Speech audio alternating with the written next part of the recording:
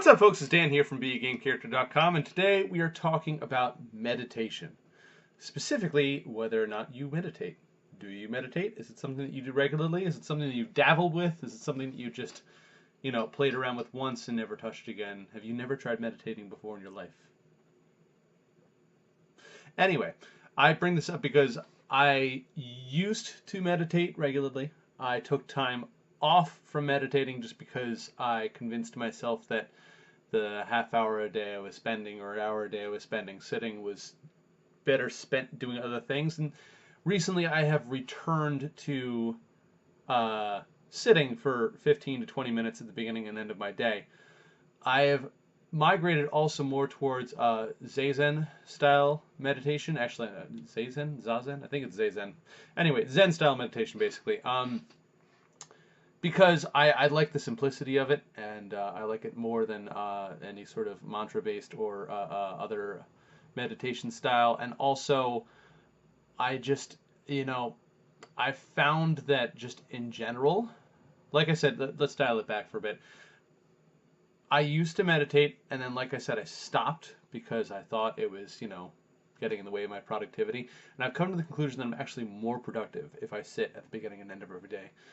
And so because of that, I thought I would talk about meditation with you all a bit in case you've never experienced it before or you don't understand why someone would meditate or whatever. Address some common concerns and some pitfalls that I encountered when I first started, and some general methods that I go with when I meditate. First off, the benefits of meditation. If you have never tried before, it's awesome. I have heard it referred to as like a cheat code for life. The idea is basically you become more focused, you reduce your stress, you gain a more powerful strength of will, better determination. If you have ADHD or depression or anxiety or anything along those lines, generally most mental conditions can be benefited by mindfulness meditation. And what I have found works for me personally, when I first started out, it was just sit in a comfortable position and breathe, which is kind of the basis of meditation, but there are some tricks that you can start with. First off, counting is something that you will find is recurrent in meditation. Usually, focusing tools when beginning to meditate are either counting or mantras, one of the two. So counting is my preferred method, and if you're looking to get started meditating, I would recommend you go with what I did originally, which is find a comfortable position to sit in. Don't lie down because you have a tendency to fall asleep if you're lying down. You can try it standing, but I don't like standing meditation personally. I used to sit in an armchair, but again, I found myself falling asleep. So nowadays, I sit on the floor in Burmese sitting position, which is where you sort of cross your legs, but not completely. And you sit on a cushion because otherwise your legs fall asleep. And what you want to do is you want to sit and you want to breathe only through your nose, unless your nose is blocked for some reason, in which case you can breathe through your mouth, but breathing through your nose is better. And you want to count silently in your head. And what I used to do is I would inhale for a count of 4. So I go inhale for a count of 4, and I would hold for a count of 8, and then I would exhale for a count of 4. And I would start with that rhythm to calm my mind. And then once I found myself calming down and becoming more aware of my breathing, I would switch then to just a 7-7-7 count. Inhale for 7, hold for 7, and then exhale for 7. Focusing on counting helps to focus your brain. In addition to, honing you in on your breath, it also helps to notice, when thoughts come up and start to hijack, you'll notice, oh, I'm not counting anymore. What happened? I had a thought come in and hijack my brain.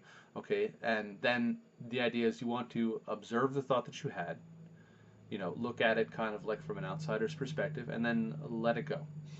And you'll find a lot of thoughts come in and out like that. The important thing is not to focus on the thought. Even if it's a recurring thought, the important thing is to just look at it and let it go. The thing that people tend to run into when they first start meditating that will hold them back is they try to suppress their thoughts that they're having. They try to push them down and not think anymore. That's not what you want. What you want to do rather is observe every thought and then release it. Say, okay, I see this. This is a concern that I have, and now I'm going to let it go. Oh, here's something that, is if I'm focusing my brain on, some song that's stuck in my head. I'm going to look at it, and then I'm going to let it go. And constantly bring it back to the breath. Bring it back to the breath. Bring it back to the breath. You're counting your breath. If you are doing a mantra-based meditation, which I don't have much experience with, then you would go back to your mantra. But the idea is that you want to focus on your breath and the counting. And eventually the counting will become unnecessary, but it takes a long time to get to that point. Start with the counting, focus on that. I have, as I said, recently transitioned to Zazen meditation. And on that, it's a lot simpler. All right, you breathe in, you count 1. You breathe out, you count 2. And that's it. And you get up to 10, and then you repeat. So you'll breathe in 1, 2, 3, 4, 5, 6, 7, 8, 9, 10, 1, 2, 3, 4, and so on and so forth. Once you get good at that, then you switch off to counting for the full inhale-exhale cycle. So you go, that's 1. And once you get good at that, then you can start switching off to just breathing. But the counting is really necessary because when you're first starting out, that's, again, what's going to keep your mind from wandering too much. It's going to bring you back to your center, refocus you on your breathing. Let's talk posture for a second as well. Like I said, sit on the floor, sitting on a cushion. Legs in a Burmese position. You can look up Burmese sitting position. Some people like half lotus. Some people like full lotus. I find personally that I don't have the flexibility for sitting in half full lotus without my legs falling asleep. My legs are very prone to falling asleep when I'm sitting down. It's not the end of the world if your legs do fall asleep, but it's very distracting, especially for starting out. It can be a barrier for entry. So if you find that even sitting for any amount of time on a cushion on the floor with your legs crossed in any position is causing your legs to fall asleep, then what I would say is sit for as long as you can while your legs fall asleep, and then switch off to a chair.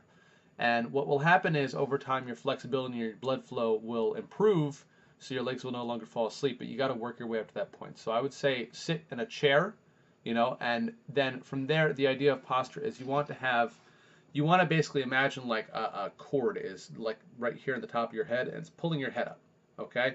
You want to release tension in your body. You want to let your shoulders drop. You want to let your whole body drop. And you want to breathe into your stomach. So you don't want to breathe like this, okay? You want to breathe down low with your diaphragm. And you want slow, controlled, and you don't want tension, all right? You don't want any tension if possible. You'll feel some in your back when you're first starting because your body's probably not used to giving you proper posture when sitting, but eventually that'll go away as well as your back gets stronger.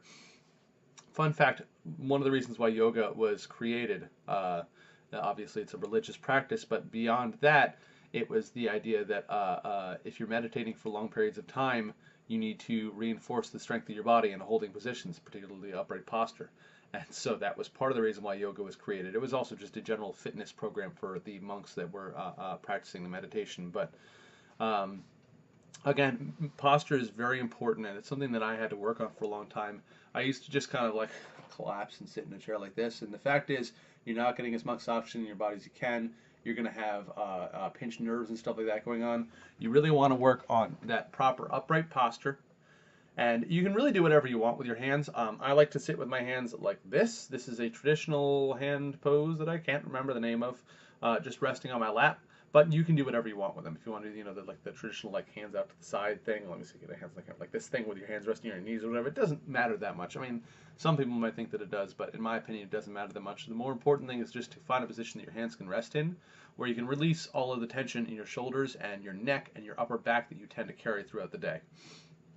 So when you're first starting out, again, you want to start with counting. You want to breathe through your nose. You want to have good posture, and you want to sit in a position that's not going to allow you to fall asleep, but also allows you to be comfortable while practicing good posture.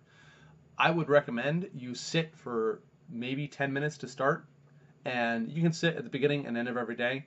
Finding 10 minutes to sit is not that difficult as long as you make it a priority. If you had to pick between the two, I personally would recommend end of the day because I find it helps me to wind down and de-stress before sleep.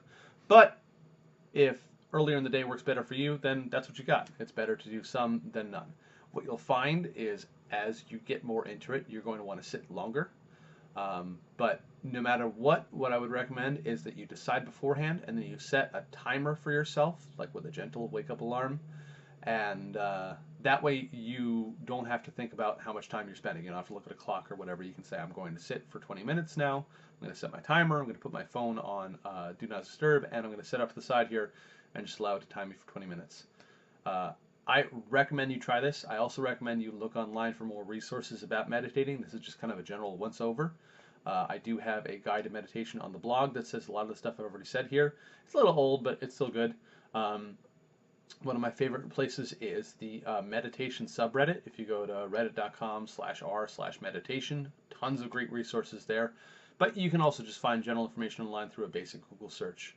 There are meditation-based retreats and stuff like that. I've never tried one. I've heard great things about people who go on them, but personally, I'm not going to be spending money anytime soon on going somewhere to sit down. Not that there's anything wrong with that, but just I don't have the money to spend on that right now. But you might want to look into it. Might be your thing. At the very least, I'd recommend you start trying it. 10 minutes every day, 20 minutes every day if you can. Work your way up slowly.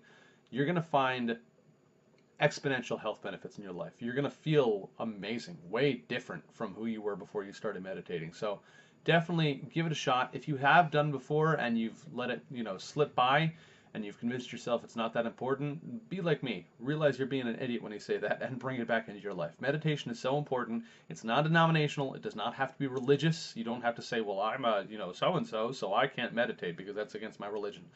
The straight secular breathing exercises have nothing to do with any religion. If you want to pray while you're meditating, go for it. Lots of people do. Prayer is active meditation. So, if you want to do that, that's cool. But whatever you do, take time out of your life to sit down and breathe and center and focus yourself on a daily basis. So, it's my recommendation to you for today. Thank you for watching. As always, remember, live boldly, change the world, and continue to be awesome.